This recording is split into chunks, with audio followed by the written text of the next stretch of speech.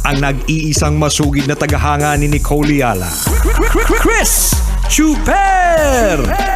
Kasama ang nag-iisang die-hard fan ni Chris Chuper, Nicole Yala! Mula sa Mahiwagang Burnay, ang kwento.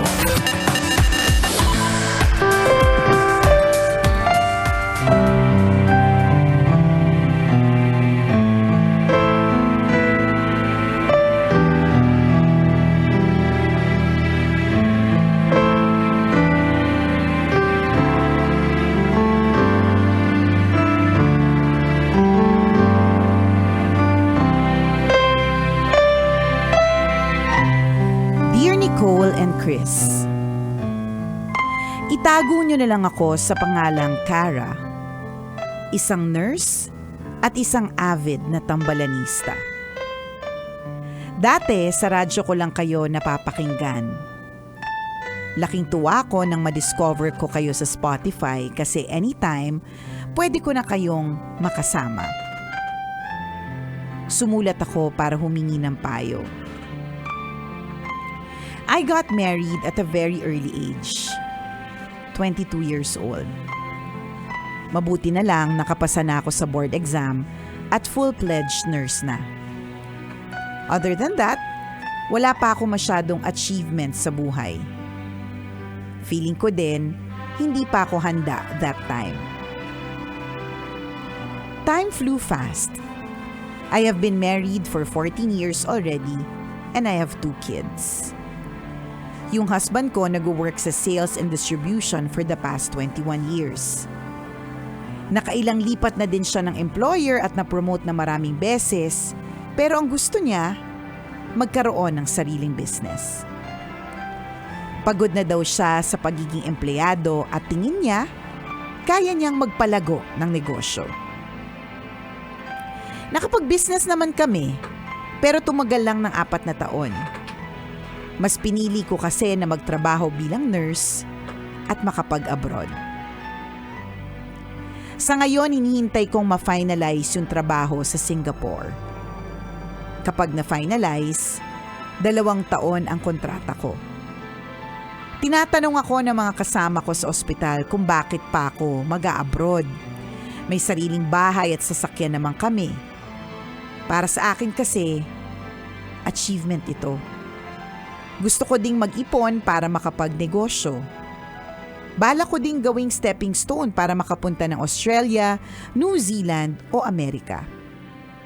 Kapag nangyari yun, I can give a better education to my children. Tambalan, tama kaya ang desisyon kong mag-abroad? Hindi kaya mabawasan ang self-esteem ng asawa ko kapag nag-settle kami overseas? Kasi malamang, hindi na siya executive doon. Mas makakabuti ba na magnegosyo na lang kami sa Pilipinas? Salamat sa inyong payo, Nicole and Chris. Ang inyong tambalanista, Cara.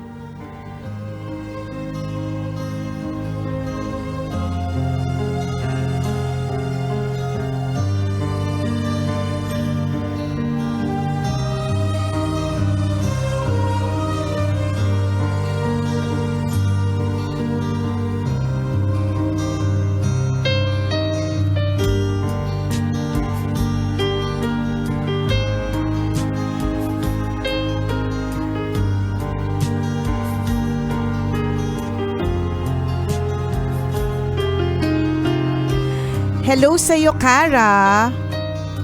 Alam mo, yan din yung sagot sa marami naming tanong. So dahil wala kaming sagot sa tanong na yan, mas lalo wala kaming sagot sa tanong mo. Minsan na rin binilano ni Nicole yan. Hindi na bigyan kasagutan ng mga tanong mga bagay-bagay na pumasok sa isip niya. Sa true, di ba? Kasi ang dami talagang mga consideration sa mga ganyang klase, mga bagay-bagay. Lalo na kapag halimbawa sinasabi ng mga iba na, yun nga, may bahay naman kayo dito, meron naman kayong sasakyan, maayos naman din ang lahat, ganyan, di ba? Bakit pa kailangan pumunta sa ibang bansa?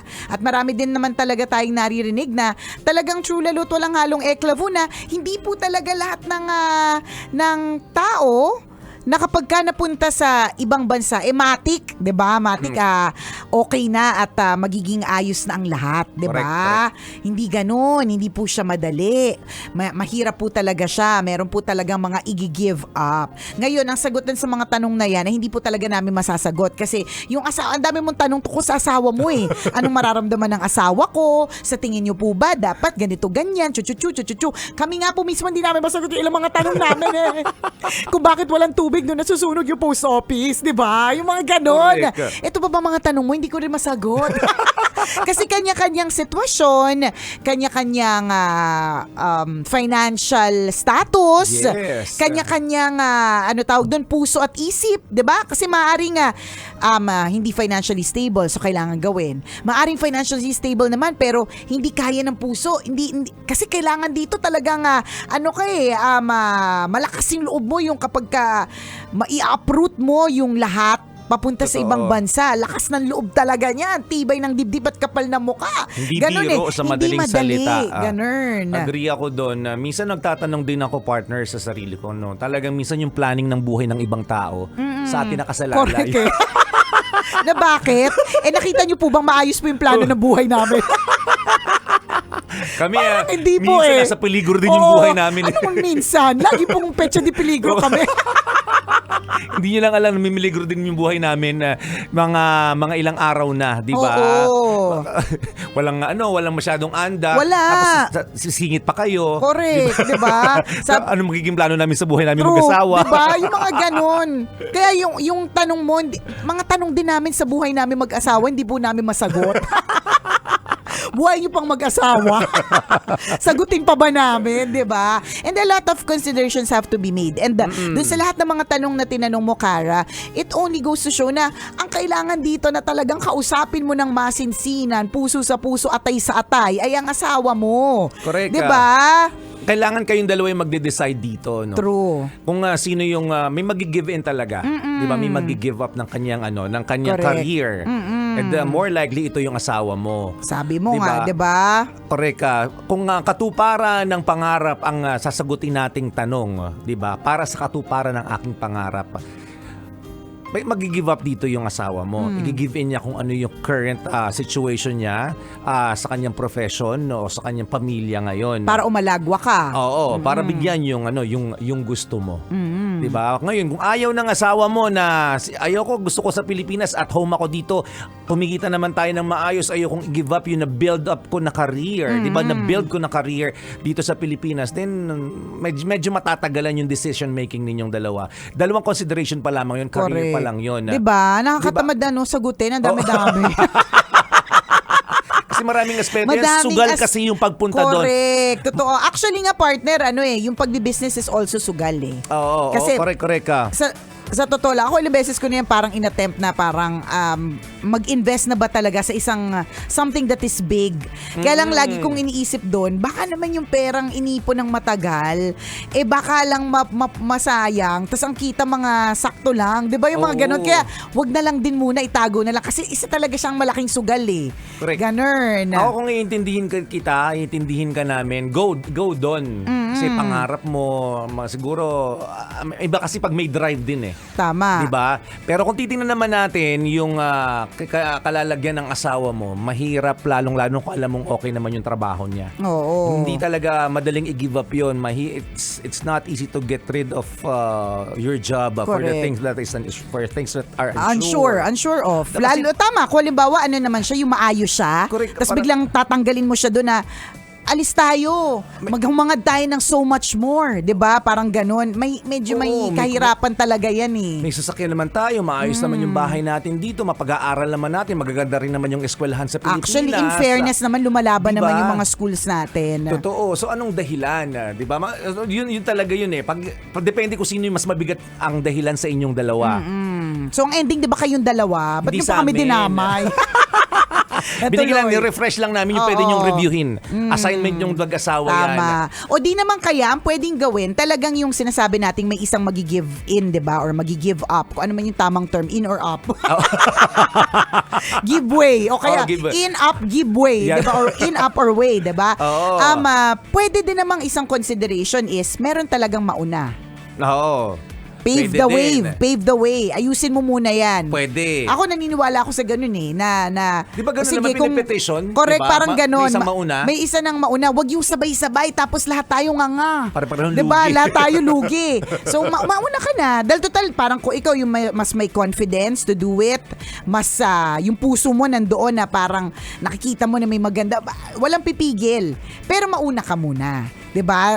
Kumbaga parang at least kung ano't ano pa man, hindi buong pamilya yung nagsugal, parang ganun. Ang susugal lang natin dito, syempre may LDR na kayo, susugal yung mga ganang klase mga bagay. Pero at least isa lang yung medyo, kumbaga parang lesser evil, isa lang yung medyo kailangang isinalang muna, parang ganun. Hindi lahat nasunog. Isa lang yung napasok. Parang ganun, parang Totoo. ganyan. May mga tawag dito, precautionary measures. Oo, diba? diba? Huwag natin ibuhos lahat ng bala natin. Correct, tama. Huwag natin itaya lahat ng pera natin sa sugal. True. Ako para sa akin, naniniwala ako na, lalong-lalo na kung halimbawa, feeling ko partner, kung wala pa sana kayong mga anak, mas madali. Oo. Yung pagdedesisyon, sige, kasi pwede tayo mag-start a new life. Pero kung halimbawa, i-uproot mo rin sila sa mga schools nila dito. Although maraming gumagawa nito, nabuo ha. Oo, Kaya depende. Kaya depende talaga. Kaya nga, di ba, ang daming ganyan ng tanong, tapos hindi alam yung sagot. So, lalo hindi rin namin alam yung sagot. And I'm sure yung mga sinasabi namin, pinag-isipan nyo na din. Pero I think that's one possibility na may mauna ka na talaga. Kung sa tingin mo, ito na yung, sabi mo nga, meron ka ng 2 years in Singapore. So medyo nasanay ka na. So alam mo na yung feeling ng LDR, alam mo na yung feeling being away, na mas malaki ang sweldo sa ibang bansa. O lalo pa pag nag-level up ka pa ng bansa. So iuna mo. May mga ano lang talaga, ano tawag mo doon, partner? Ano yung gina-give up, may term kang may trade-off. So yung trade-off doon is time away from the kids, Yes. para kumita ng extra pera, time away from your husband para kumita ng mas malaki, 'di ba? May ganun talaga. You can't have it all. Kumita ka na ng malaki, close pa kayo ng pamilya mo. Wag ganun. Ikaw lang mahal ng Diyos. Correct. Hindi pwedeng ganun. Hindi ikaw lang ang mga Oo. anak ng Diyos. May problema ka din minsan. Correct. Na tayo mahirapan.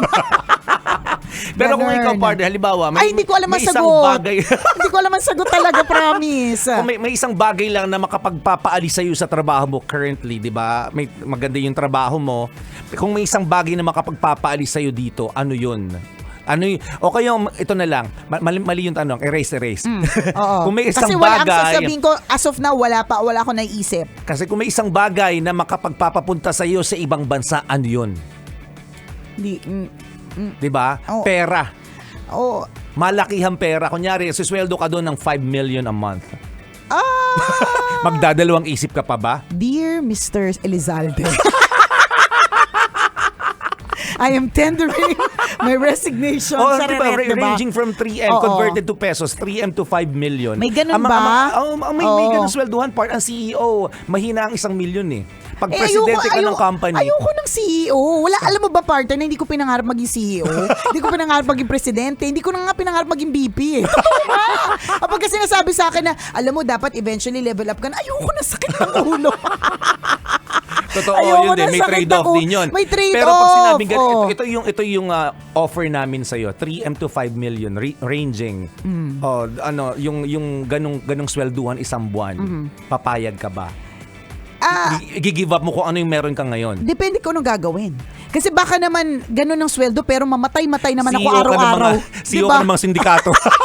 Diba?